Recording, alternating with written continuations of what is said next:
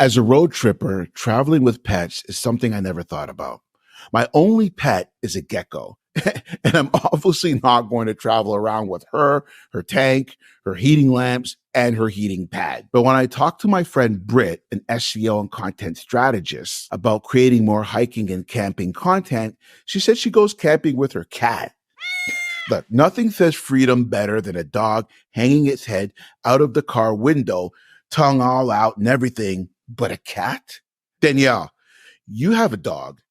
Would you go on a road trip with her? I've traveled all over, and I usually leave my dog with my mom or my grandparents because it's an easy go-to. And I think the reason why is because I just don't know. I did not know how to travel with my pet. And I have a pit bull, so she's rather large. And we know that pit bulls have like a reputation or a stigma to them, right? So I always had just like these hesitancies to travel with her. And so I felt like, you know what, let me leave her home.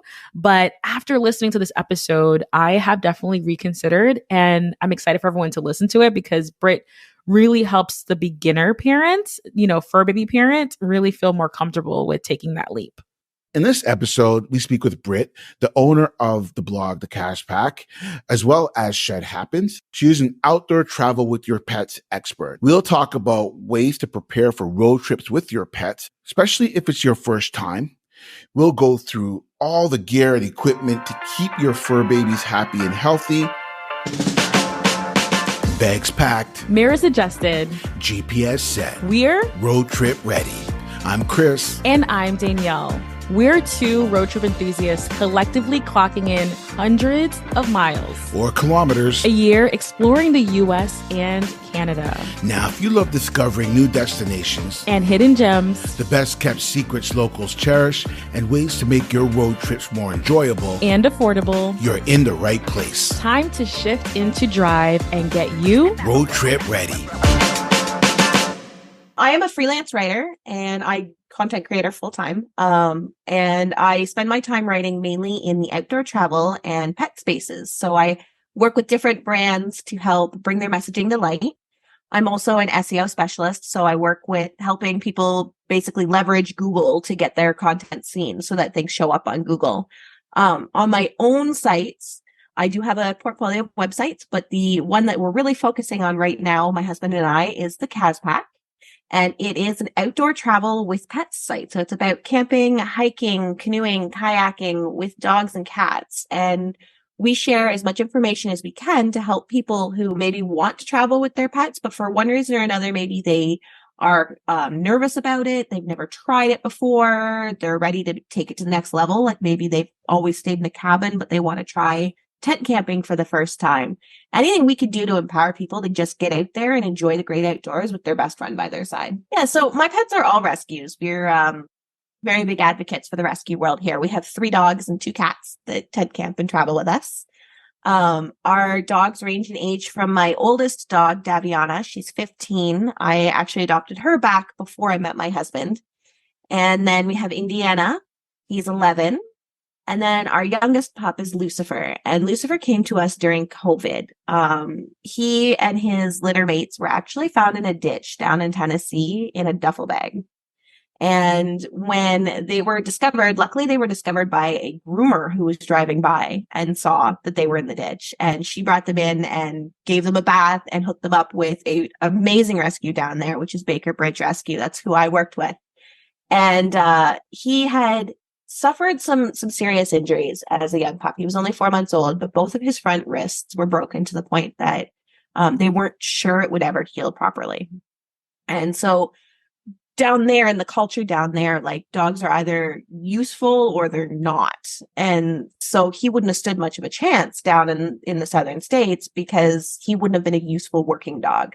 So we brought him up to Canada, and that was a whole ordeal because not only is that a really long road trip for a dog, but at the time we brought him in, it was July of 2020. So or July 2021, sorry. And so you weren't allowed to drive over the border, and we were trying to bring a dog over the border. So I got to know the vet that worked the border at the Windsor-Detroit bridge there really well so that I could kind of have an exception made for him to come in. And since that time, we've been working with an orthopedic specialist and a neurologist because of the potential nerve damage of how his legs kind of formed and grew around this injury. And not that long ago, he did his first big hike with me, which was the Nokomis Trail up in Lake Superior. And just on Thanksgiving weekend, he actually hiked the 15-kilometer Lakeshore Trail at Silent Lake with me. So he is doing incredibly well. Wow. Such an incredible story. And kudos to you and your husband for doing all of that to get him back to health. And I mean, honestly, he can, at this point, he can hike more than I can. So there's that. Why do you enjoy road tripping? Like, what are the benefits of road tripping in general? So I just absolutely love anything that involves them in my life, because I didn't adopt my pets to, stick them in the corner and have them look like a pretty little statue. Like I adopted them to spend time with them and to make memories with them and to bond with them.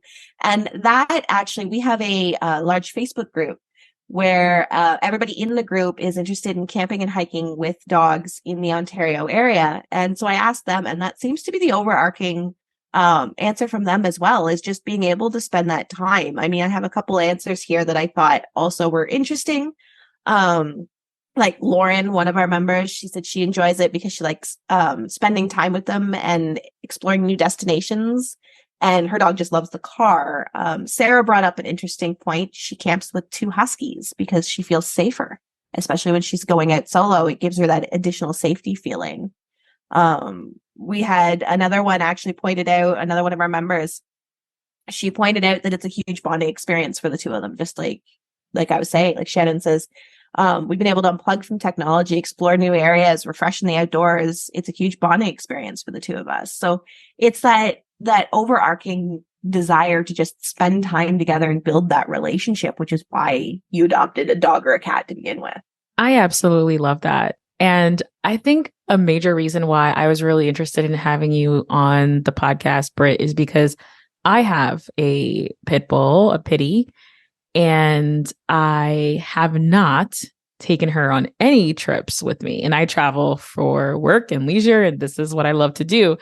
And I think there's a bit of anxiety there, and because of the type of dog she is. So we'll get into all of that. But I loved all of those responses because it's just so heartwarming. And I do want to have those experiences with my pets, as with my son, my infant, my baby toddler. So all those things are just amazing. Now let's take it to someone like me. So for those who have never traveled with their pets before, and they may have some anxiety about it, how would you recommend for them to get started? The most important thing is to start slow. So don't jump into like a multi-day camping trip because you're setting yourself up for failure. You want to set reasonable expectations and kind of work up. So with ours, for example, we would start, we actually set up the tent in the backyard the first time Lucifer was ever in the tent. And we just spent the day out there, and I would give him treats if he came into the tent, and then he would wander off and he'd come back to the tent. I was sitting in there and I'd give him treats again until the tent became a positive thing.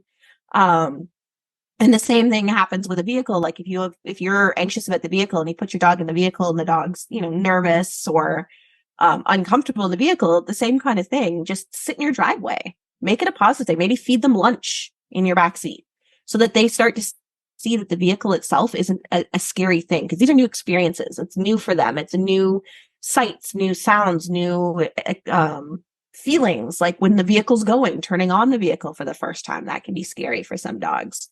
I know with our boy Indy, bless his heart, Indy's afraid of everything.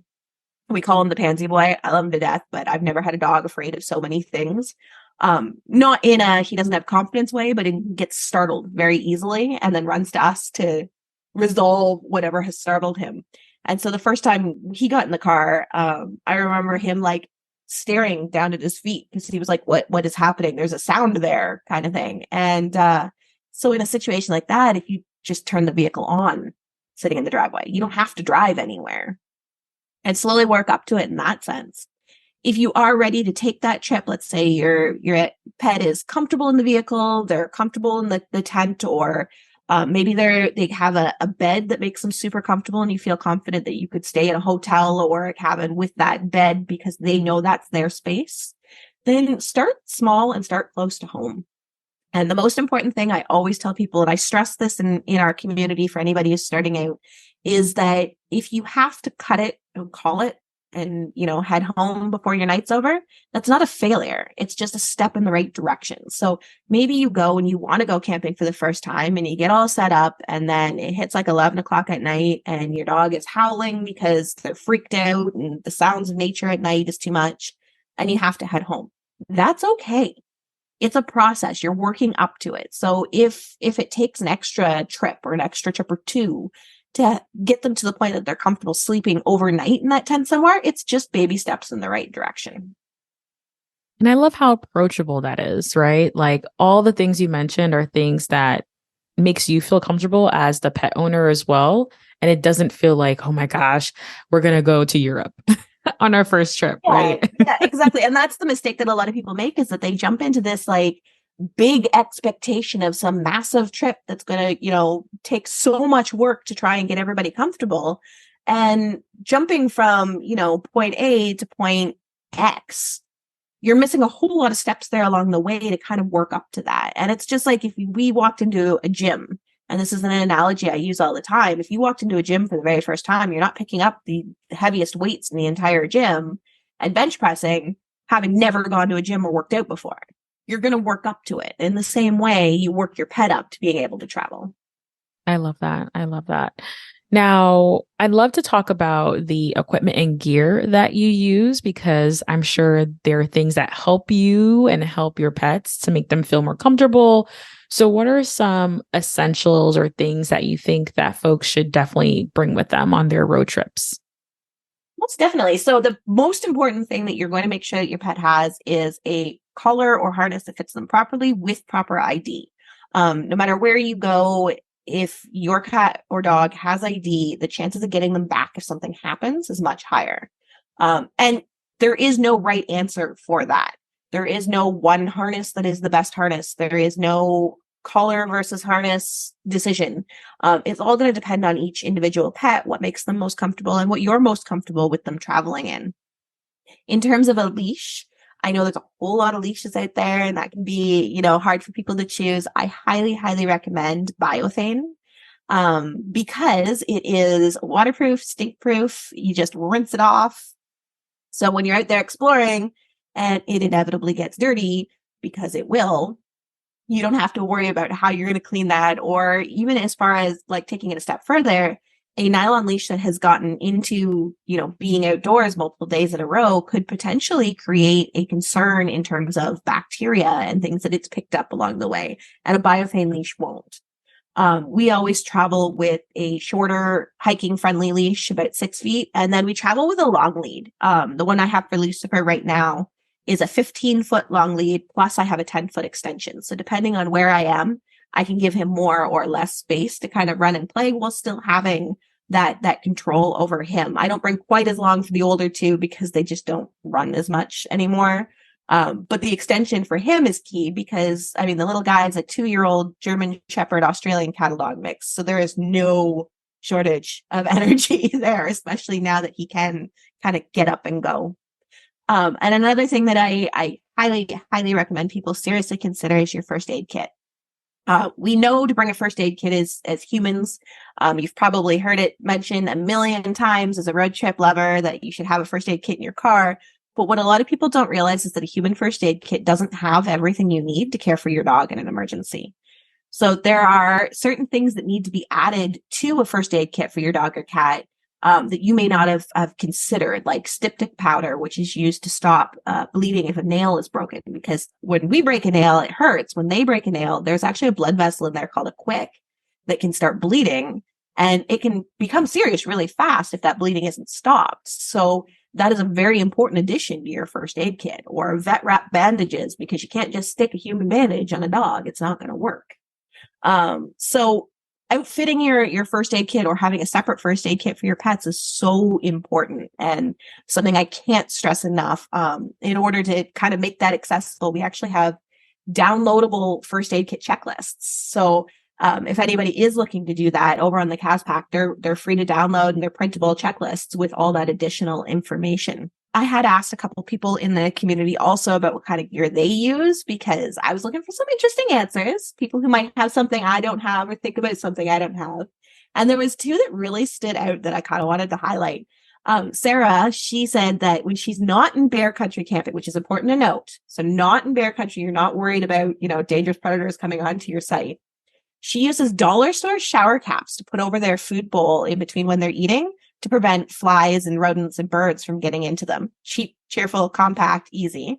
I thought that was really cool. I'd never heard of that one before.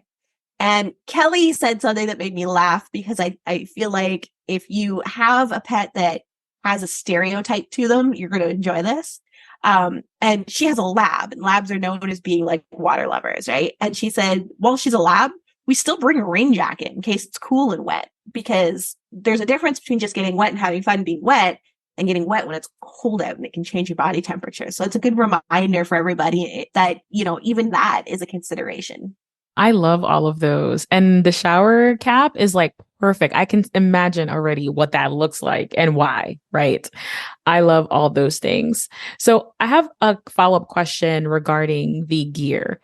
Do you have any things in terms of like their water bowls and their food? And also, do you have them in actual crates or containers or anything like that when you're actually driving with them, or do you just leave them, or is it a personal preference thing? Yes. So I'm going to start with your last part of your question, because that is the most important part of that question, hands down. And that is that no pet should ever be left loose in a vehicle.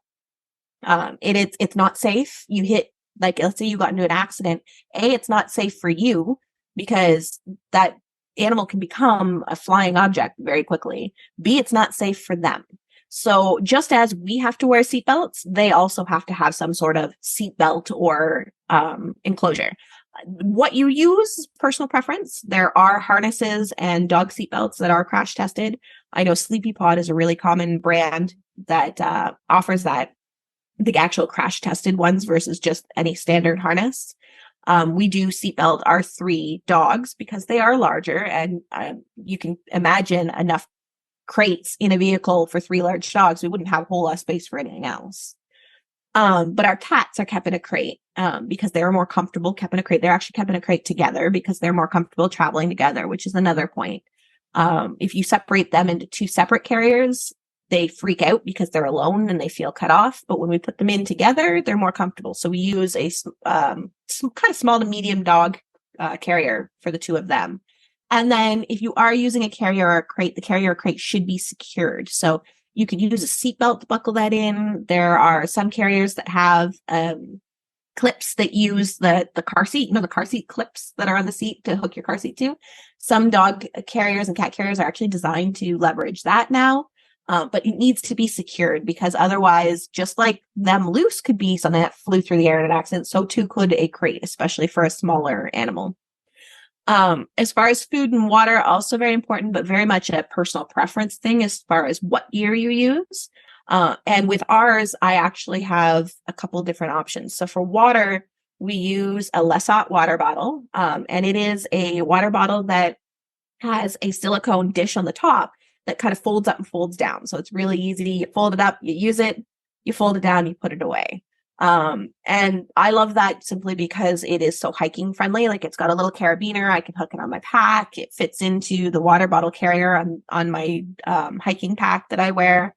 So it's easy to carry with us. But there are a lot of other options out there. There's hard-sided ones. There's ones with big, long, hard bowls, depending on what your pet is comfortable with. As far as food, this is where ours vary. And we have like a different setup for almost every animal, because we've got on one hand Lucifer and Indy, who would inhale their food on a moment's notice anywhere you put it. So we have to actually consider that. So we have silicone slow feeders and packable snuffle mats to try and slow them down when we're feeding them out and about.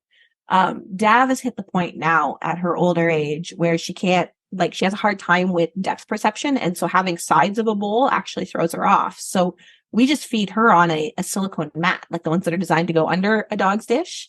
And it just rolls up. It's really easy to bring with us. You put her food on top of it and she's happy to go. And our cats eat out of just standard stainless steel dishes. I mean, cat dishes are small. It's really easy to kind of tuck them in anywhere, so we don't have to worry too much. But there are collapsible silicone ones you can use instead if you just want a standard dish. So are you putting all of these gear and equipment into like a bag specifically for your pets? Because I know as a mom myself, if I'm not organized, we're going to have 20 billion Target bags, like, and the car is full of stuff. So what does that look like for, the just being able to logistically, the packing, how does that look like for your pets? So it kind of depends on what trip we're going on. Or if we're heading out in the winter, we actually use slightly different gear. So when we're heading out cold weather camping, we bring a big plastic heavy duty tote that we then ratchet strap down at night so that, rodents and whatnot can't get into it. And all of our gear goes in there, ours, theirs, etc., because it is waterproof. It keeps everything in one place and it keeps it close to us and easily accessible.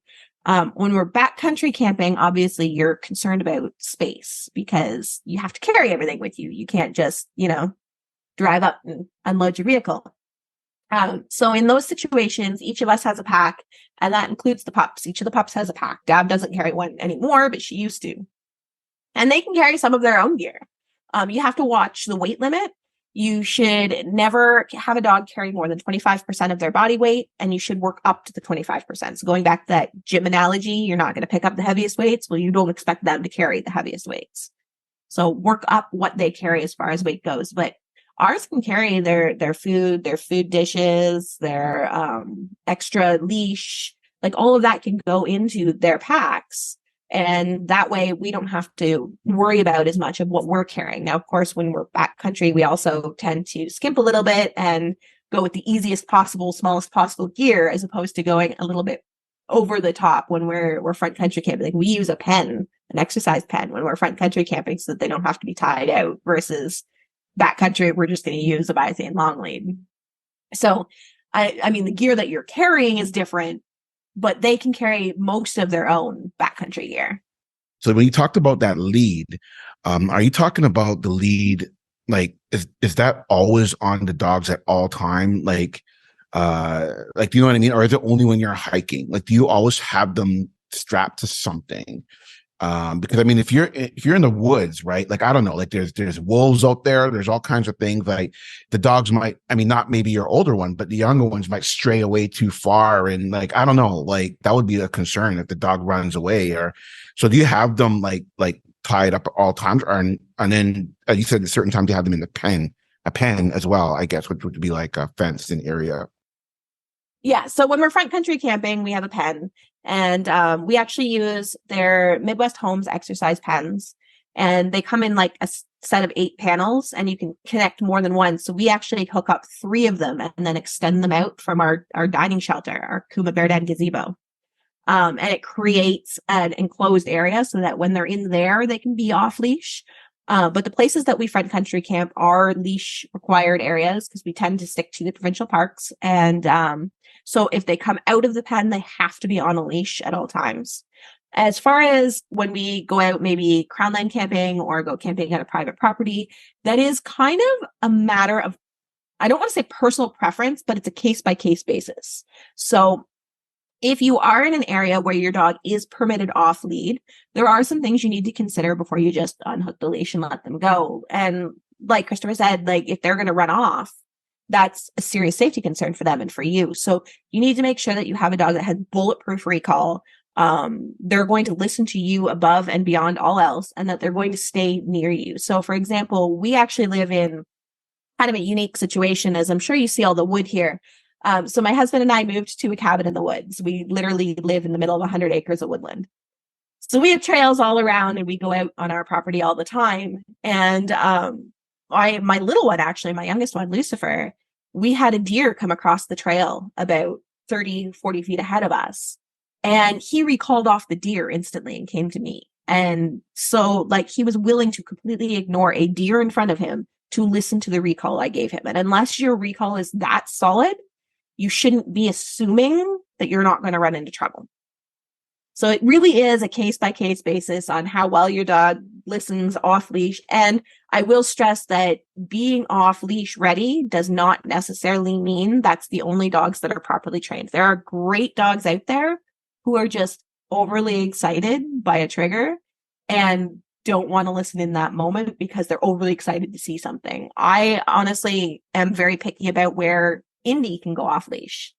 And he is a great dog, but he just gets really overexcited if there's anything food-wise in his case. So if he thinks that he can go eat something, it's harder for us to get him to listen. So it's more about knowing your dog's personality than it is about, is your dog well-trained or not? But knowing whether their personality allows them to listen in that moment. So now going back to road tripping specifically, like being in the car.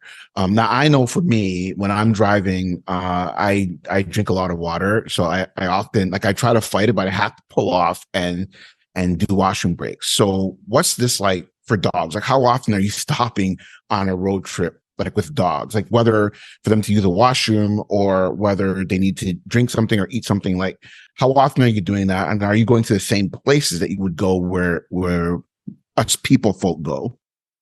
Yeah, so just like people, it's going to vary from dog to dog, cat to cat.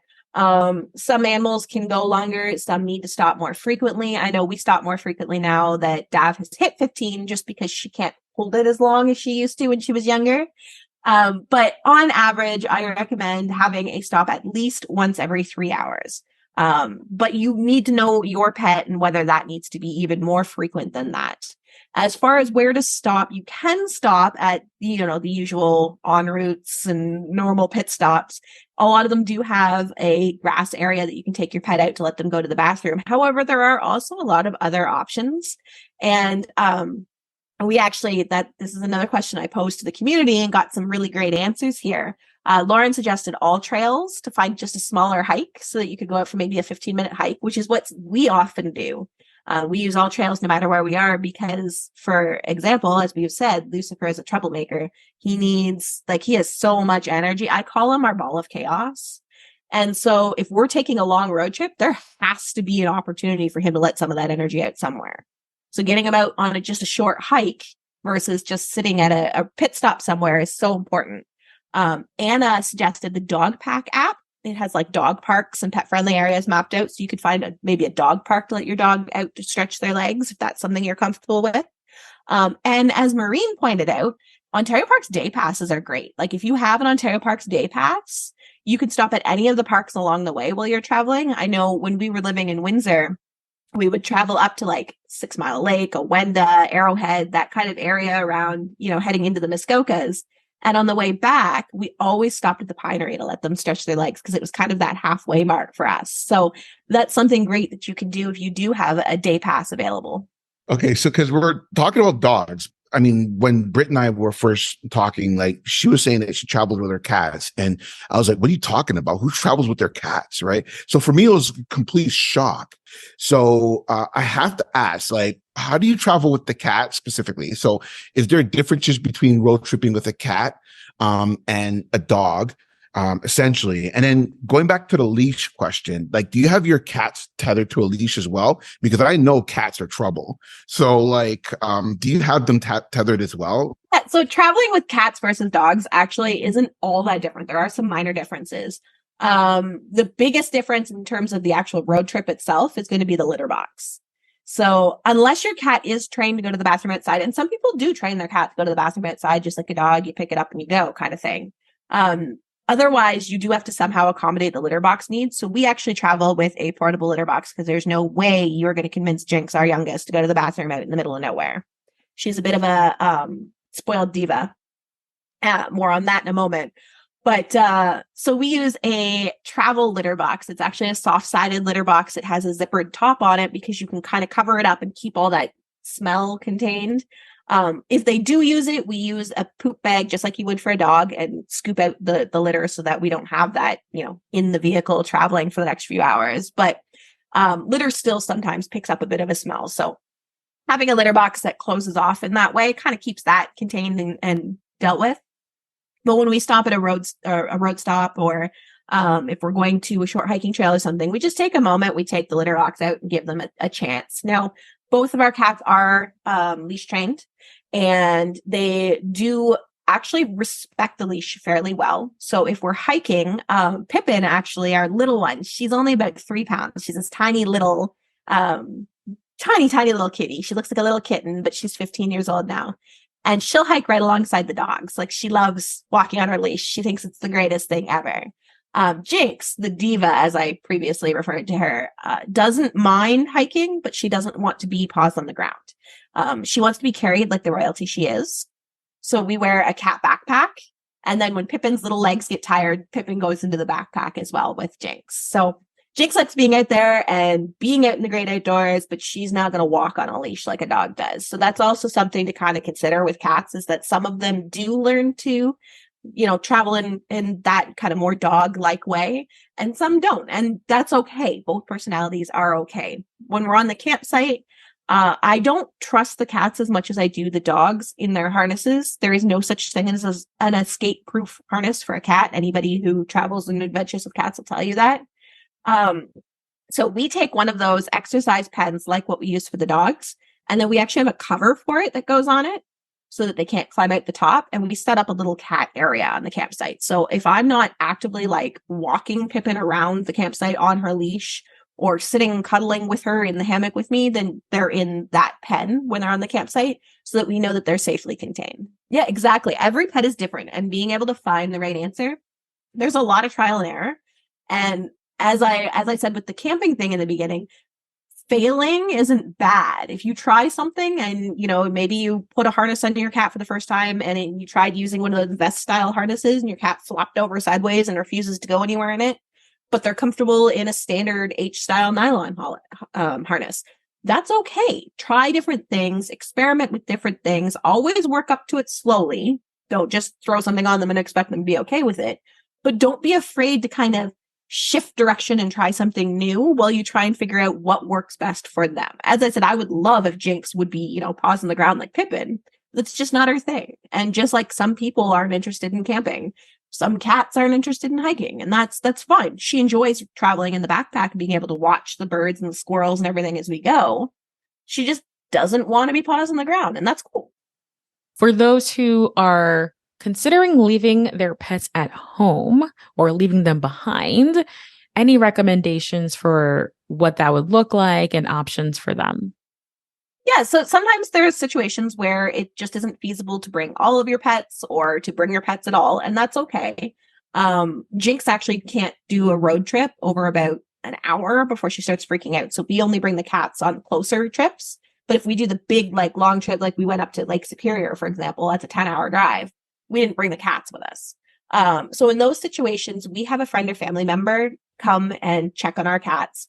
Cats can sometimes do 2 to 3 days on their own, but make sure somebody is coming in every 2 to 3 days. Dogs obviously can't. So if you're having somebody take care of your dog, they either need to be coming in multiple times a day, staying at your house, or be comfortable with your dog staying at their house to take care of them. And that is my personal preference when it comes to caring for my pets, only because I know that it is a very one-on-one, somebody I trust who can ensure that they're okay. That being said, there are some great facilities out there in terms of like pet hotels or boarding facilities, and you can find a professional through that, or you can hire a professional pet sitter. Just be cautious, because there are a lot of horror stories for apps like that. So be very cautious if you're hiring in somebody that you don't know.